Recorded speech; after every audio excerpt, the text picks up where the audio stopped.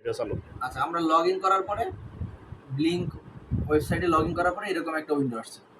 এখানে আমরা প্রজেক্টের নাম সিলেক্ট করছি, তারপরে ব্লিঙ্ক থেকে আমাদের একটা ওয়েবসাইট থেকে একটা কোড দিছে, আমরা এই মেলের আন্ডারে কাজ করছি, তারপরে এখানে ঢুকছি, ঢুকে আমরা এই সিস্টেমগুলো আমরা নিজেরা ডিজাইন করছি।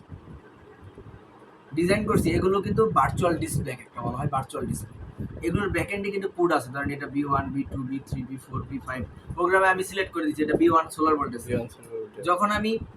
যখন আমি প্রজেক্টে ইন্টারনেট সংযোগ দিছি, আমার সিস্টেমটাকে সংযোগ দিছি, এর সাথে কানেক্টেড হয়েছে, অটোমেটিকলি ডাটা এখানে হিট করছে এসে। কোন কিসের মাধ্যমে? এই যে আইপির মাধ্যমে, এই আইপির মাধ্যমে, এই আইপিটা আমি প্রোগ্রাম ইউজ করি। ওকে, ক্লিয়ার? আর এটা হলো ব্লিঙ্ক ওয়েবসাইট, এটা ফ্রি। আমি 30,000 ডাটা পাবো, 11,000 ডাটা আমার অলরেডি হয়ে গেছে। আমি টেস্ট করছি, অনেকক্ষণ চালাইছি। ঠিক আছে, আপনারা এইভাবে চালাবেন। নিসার দেবেন। হ্যাঁ, টোটাল হলো আমার কত লাইন প্রোগ্রাম হয়েছে? 265 লাইন।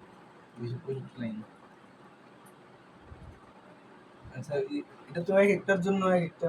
হ্যাঁ, এগুলো সব লাইব্রেরি, ইনক্লুড দেওয়া, এগুলো সব লাইব্রেরি। ঠিক আছে, তা কিভাবে আমরা এটা কানেক্ট করব? আমরা টুলসে যাব, টুলসে যে আমার পিসির সাথে একটা কেবলের মাধ্যমে ওর সাথে কানেক্ট হবো। কানেক্ট হয়ে পিসির সাথে কত নম্বর পুট পাইছে, যে প্রথমে টুলসে যাব, টুলসে যায় পোর্টে যায় কত নম্বর পুট পাইছে পুটটা সিলেক্ট করে দিব, এবং টুলসে যাব কত নম্বর বুটের নাম কি, কোন বুটে প্রোগ্রাম দিব।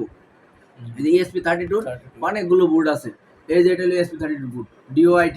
ঠিক আছে, এই বুটটা সিলেক্ট করে এই যে এখানে দিলেই আমার প্রোগ্রাম আপলোড হয়ে যাবে। ঠিক আছে।